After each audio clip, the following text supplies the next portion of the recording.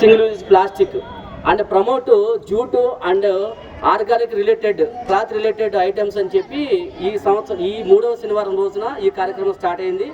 దీంట్లో ఈ single use plastic అంటే ఏంటంటే మనం ఏదైతే ఒక్కసారి వదిలి పారేస్తామో దాన్ని సింగిల్ యూజ్ ప్లాస్టిక్ అంటారండి.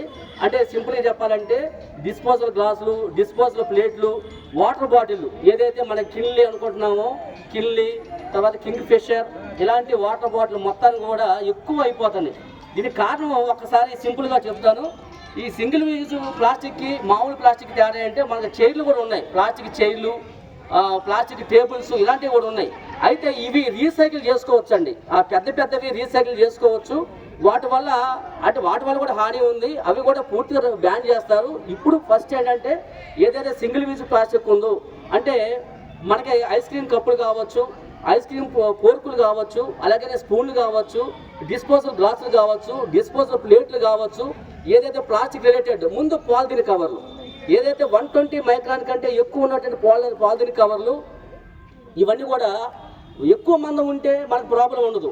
సింపుల్గా చెప్పాలంటే తక్కువ మందం ఉంటే ఏంటంటే 120 మైక్రాన్స్ కంటే తక్కువ ఉంటే ఒక పాలిథిన్ కవరు ఆ వాసన అనేది అది మన ముక్కుల్లోకి మనకి ఊపిరితిత్తుల్లోకి వెళ్ళి మనకి డిస్టర్బ్ చేసి మనకి లంగ్ క్యాన్సర్లు, తర్వాత స్కిన్ ఎలర్జీలు ఇలాంటివి వచ్చే ప్రమాదం ఉంది. కాబట్టి ఎక్కువ క్యాన్సర్లకి అదే ముందు సింగిల్ యూజ్ ప్లాస్టిక్ అని ఏదైతే 120 మైక్రాన్స్ కంటే తక్కువ ఉన్న పాలిథిన్ కవర్లు వాడటం వల్ల వస్తుందని చెప్పి government WHO world health organisation గుర్తించింది. దాన్ని యూఎన్ వల్ల పెట్టడం వల్ల భారతదేశం కూడా దీన్ని అడాప్ట్ చేసుకొని మనకి 2022 జూలై 1 నుంచే సింగిల్ యూజ్ ప్లాస్టిక్ని ఎంటైర్ భారతదేశం మొత్తం కూడా బ్యాన్ చేశారు. కానీ అయినప్పటికీ కూడా ఇంకా కొట్లలో దీన్ని అమ్ముతూనే ఉన్నారు. ముఖ్యంగా మనకి నిన్న ఒక పెళ్ళికి వెళ్తే అక్కడ వాటర్ బాటిళ్ళు, అట్లానే ప్లాస్టిక్ ప్లేట్లు దీనివల్ల పొల్యూషన్ పెరిగిపోయి ముఖ్యంగా ఏంటంటే దీనివల్ల మనకి స్టెరైన్ అనే ఒక వాయువు రిలీజ్ అవుతుందండి. అట్లనే మనకి బెంజిన్ అనే ఒక వాయువు రిలీజ్ అవుతాయి. మనకు ఆల్రెడీ అంతకుముందు చెప్పాను, global warming, green house gases అని చెప్పాము, మీథేను ఇవన్నీ చెప్పాము. దీంట్లో భాగంగా ఈ స్టెరైన్, బ్రోమైన్, ఈ బెంజిన్ వల్ల కూడా వస్తుంది. ఇది కూడా ఈ గ్రీన్ హౌస్ గ్యాసెస్కి ఎక్కువ ఉండటం వల్ల ఇది కూడా ఎఫెక్ట్ కాబట్టి automatic global warming problems, environment problems వచ్చేసి మనకి భవిష్యత్తులో ఒక 30-40 సంవత్సరాల్లో మన భారతదేశానికి కూడా ఎఫెక్ట్ అయ్యే అవకాశం ఉంది. క్లైమేట్ చేంజ్ వల్ల కూడా మన భారతదేశ పౌరులు మొత్తం కూడా ఇబ్బంది పడతారు, రకరకాల జబ్బులతో ఉంటారు.